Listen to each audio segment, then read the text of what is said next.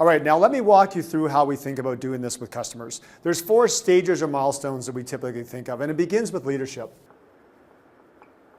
Now, leadership typically is going to have objectives in mind, KPIs, metrics, and tactics that they want to use to hit those particular objectives. But what I want to make sure that we're doing in workshopping with the leadership team is understanding how those all apply and what's relevant for a sales initiative itself. So that's where we're going to begin the actual process. So next, what we want to do is take that output and make sure that that aligns back to the solution itself.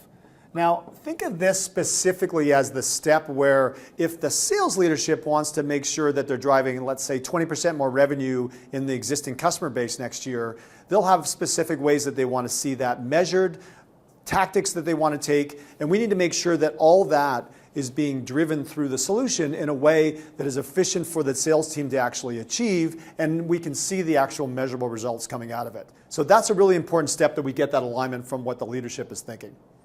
The next step is really driving good communication. Now, in this step, what we tend to see is that customers focus on the how. They focus on, we're rolling out this sales initiative, this CRM system, these features, track these things. That's really the how. But what we want to really layer onto this is the what and the why. So think of it this way. The why really comes back to, what are we trying to do in the beginning here from what the leadership said? We're trying to actually get more revenue out of our current customers. The tactics that we're going to use are more that process or things or activities that we're going to really focus on. And then the how is really the system or the activities itself.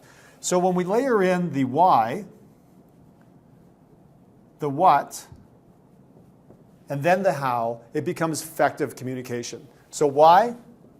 What's the impact to the organization and to the sales team, quite frankly? The what, that becomes really what's more the process or the tactics we're trying to do. And then the how is more really talking about the features or the initiative itself. Now, the 4th step is the one that we actually see customers typically only get half right, and that is really around the coaching and training.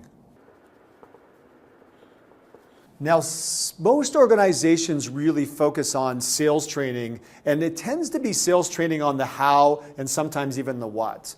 And that is good to get the sales team navigated around the solution itself, but where we see the real opportunity is in coaching the sales management team in terms of making the solution a part of their daily and weekly routine. So think of those Monday morning sales calls that they run with their sales organization, or those one-on-one meetings that they do every week with their sales team. All right, so let's bring this all back together again. You can see how the 4 stages or steps work together. As we go through each stage, we're going to continue to evolve with the customer to drive adoption, operational efficiency, strategic effectiveness, and ultimately we're going to help the customer transform to that level where the solution is even driving the next stage or the right next step. So if we hit all these stages along the way, we can continue to evolve the solution and drive the results we're looking for with our customers.